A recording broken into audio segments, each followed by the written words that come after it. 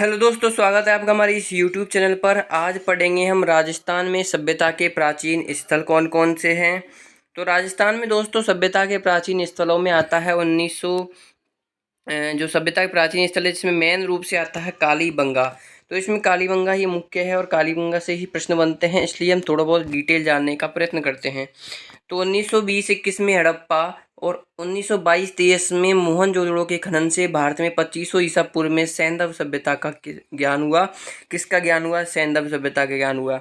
सैंधव सभ्यता मतलब जितनी भी जो सभ्यताएं हैं उनको सैंधव सभ्यता कहते हैं। तो उन सभ्यताओं का हमें हड़प्पा और मोहनजोदड़ो खनन से भारत में 2500 ईसा पूर्व में सैंधव सभ्यता का ज्ञान हुआ। अगला दोस्तों नागौर के जायल डीडवाना। नागौर में एक जायल पड़ता है और एक डीडवाना में पुरा पाषाण कालीन उपकरण मिले। किस प्रकार के? पुरा पाषाण कालीन। ये 3-4 प्रकार के होते हैं। एक तो पुरा पाषाण कालीन होता है, उत्तर पुरा पाषाण कालीन होता है और एक होता है मध्य पुरा पाषाण कालीन।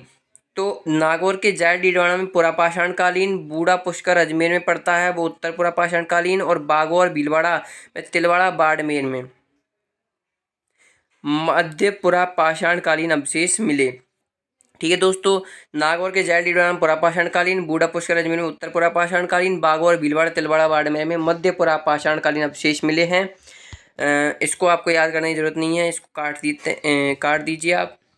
अब आता है नवपाषाण युगीन संस्कृति के कोई प्रमाण इनमें नहीं मिले। किसके? नवपाषाण युगीन सभ्यता के। ये भी इतना इंपॉर्टेंट नहीं है, इसको भी आप काट सकते हैं। ठीक है, हमें डायरेक्ट सभ्यता पढ़नी है, सभ्यता ही इसके अंदर मेन है। ऊपर वाले जो पॉइंट बढ़ाए मैंने, एक तो सैंधव सभ्यता वाला, एक नागौर जायल डीडवाना है, बूढ़ा पुष्कर बागौर वाला, ये भी इंपॉर्टेंट है। ठीक है दोस्तों, अब पढ़ते हैं हम कालीबंगा। मेन जो है इस पर फोकस करिए आप, कालीबंगा पर। कालीबंगा एक नगर प्रधान सभ्यता है दोस्तों। कालीबंगा एक नगर प्रधान सभ्यता मानी गई है, नगर में प्रधान सभ्यता है ये। इसकी खोज श्री अमलानंद घोष ने 1952 में की थी दोस्तों। 1952 में श्री अमलानंद घोष ने इसकी खोज की थी। इसका उत्खनन कार्य बीवी लाल वी के थापर ने 1961 से 1969 के मध्य किया था। तो आपको डायरेक्ट याद रखना है, खोज, उत्खनन, स्थिति और अवशेष, ये 4 इसके अंदर सभी सभ्यताओं में 4 मेन पॉइंट है। खोज, उत्खनन, स्थिति और अवशेष। खोज में श्री अमलानंद घोष ने 1952 में की थी, बीवीलाल बी के थापर ने इसका उत्खनन 1961 से 69 के बीच किया था। स्थिति हनुमानगढ़ की गग्गर नदियाँ, सरस्वती नदी किनारे, जो कि आज पहले इसका नाम सरस्वती था, गग्गर पड़ गया है। इसके जो अवशेष है दोस्तों, पूर्व हड़प्पा कालीन जो 2400 ईस्वी पूर्व व हड़प्पा कालीन सभ्यता के अवशेष कार्बन डेटिंग पद्धति के अनुसार 2350 से 1750 ईस्वी पूर्व में ये सभ्यताएं, इनके अवशेष मिले। किसके? पूर्व हड़प्पा कालीन व हड़प्पा कालीन सभ्यता के अवशेष मिले हैं। ठीक है दोस्तों, परंतु कार्बन डेटिंग पद्धति के अनुसार 2350 से 1750 ईस्वी पूर्व में ये अवशेष इनको मिले। ठीक है, कार्बन डेटिंग पद्धति के अनुसार इसके अवशेष की अलग डेट है, अलग सन है। पूर्व हड़प्पा कालीन की 2400 ईस्वी पूर्व की अलग डेट है।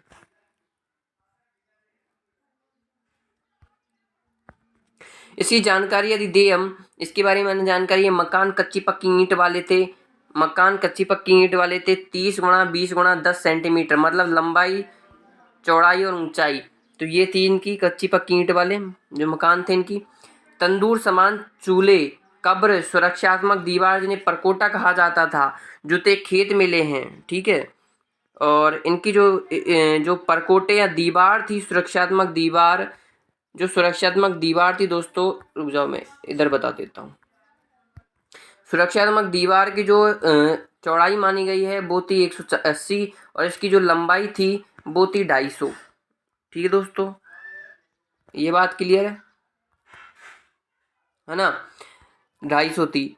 मात्र शक्ति व एक लिंग की मूर्तियां नहीं मिली, हड़प्पा मोहनजोदड़ो में मिली थी। मात्र शक्ति एक देवता होते हैं और लिंग जो हमारे एक जो शिवलिंग होता है उसकी मूर्तियां इनमें नहीं मिली। कालीबंगा में ये नहीं मिली, हड़प्पा मोहनजोदड़ो में ये मिली थी। अब आता है आहड़, सेकंड आता है आहड़, ये भी इंपॉर्टेंट दोस्तों। आहड़ को दोस्तों ताम्रवती कहते हैं। आघाटपुर या बनास संस्कृति के नाम से आहड़ को जाना जाता है दोस्तों, ये बात आप ध्यान रखिए। इसका उत्खनन कार्य, इसके कोई भी मतलब जो है इनका निर्माता है जिसे हम कहे, ऊपर आया था कि एक खोज, इनका विशेष खोज ज्ञात नहीं है। इनका जो डायरेक्ट उत्खनन हुआ है आरसी अग्रवाल ने 1954 में, और बाद में बीएन मिश्रा व एचडी सांकलिया द्वारा इसका उत्खनन कार्य किया गया है दोस्तों। RC अग्रवाल द्वारा 1954 में, और बाद में BN मिश्रा व HD सांकालिया ने इसका उत्खनन कार्य किया।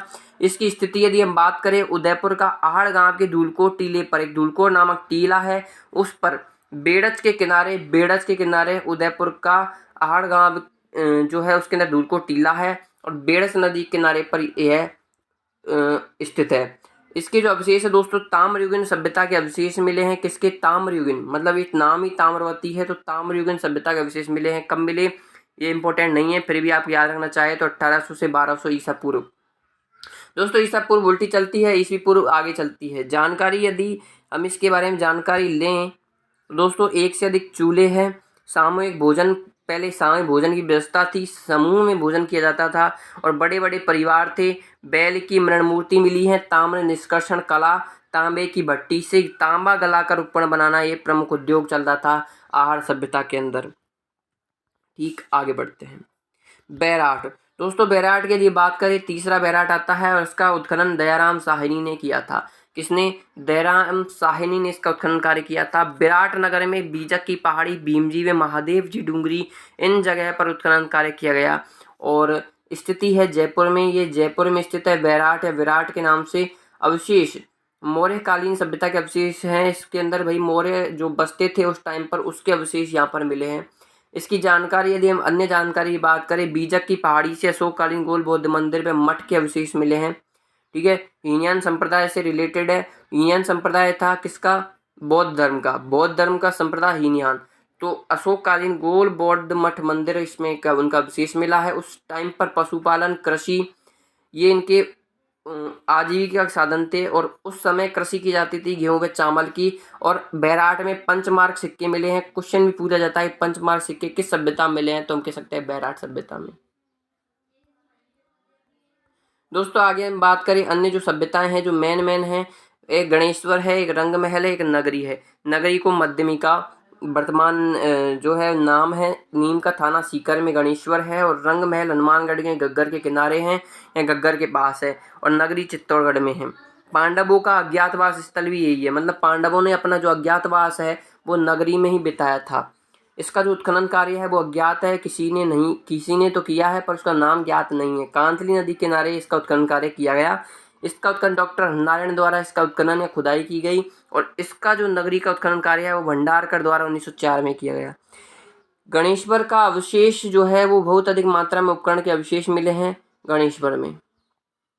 कुषाण कालीन पूर्व गुप्तकालीन सभ्यता के अवशेष मिले हैं रंग महल में, और सिबी जनपद के सिक्के पे गुप्त कला का अवशेष मिले हैं नगरी में। सिबी जनपद हुआ करता था, 16 जनपद थे जिनमें सिबी एक जनपद आता है उस टाइम पर, तो सिक्के पे गुप्त कला के अवशेष मिले हैं नगरी में। दोस्तों ये है कंप्लीट हुआ। आगे बढ़ते हैं। नगर या टोंक या मालम नगर जिसके हम कहते हैं, नगर टोंक या मालम नगर, इसकी स्थिति उनियारा में है और अवशेष मालव सिक्के व आहत मुद्राएं भी मिली हैं। क्या मिली हैं? मालव सिक्के व आहत मुद्राएं नगर टोंक मालम नगर में मिली।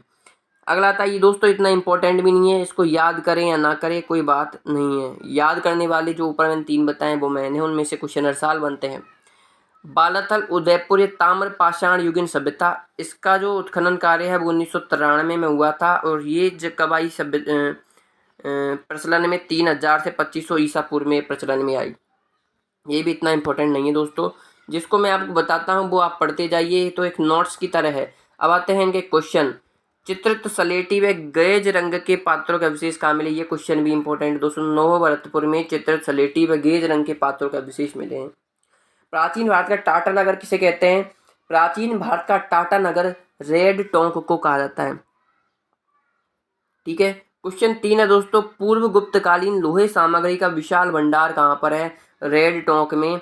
रेड जो है एक स्थान है जो टोंक में पड़ता है, उसका वहाँ पर जो है पूर्व गुप्तकालीन लोहे सामग्री का विशाल भंडार भी है, और प्राचीन भारत का टाटा नगर भी से ही कहते हैं दोस्तों। वह स्थल जहाँ उत्खनन से 500 ईसा पूर्व से 200 ईसा पूर्व तक के अवशेष मिले वो तिलवाड़ा बाड़मेर। गिलुंड राजसमंद कहाँ स्थित है? गिलुंड राजसमंद बनास नदी पर है। तो गिलुंड कहाँ पड़ता है? राजसमंद में, और जो कि बनास नदी पर है। सोनारी खेतड़ी, तो सोनारी क्वेश्चन 6 बनता है। सोनारी कहाँ स्थित है? खेतड़ी झुंझुनू में सोनारी स्थित है दोस्तों। तो दोस्तों आज के लिए बस इतना ही, मिलते हैं ऐसी अगली वीडियो में। लाइक शेयर सब्सक्राइब जरूर कर दीजिए हमारे इस यूट्यूब चैनल को, न्यू चैनल है तो राजस्थान में सभ्यता के प्राचीन स्थल आपको कैसा लगा, कमेंट में लिखें।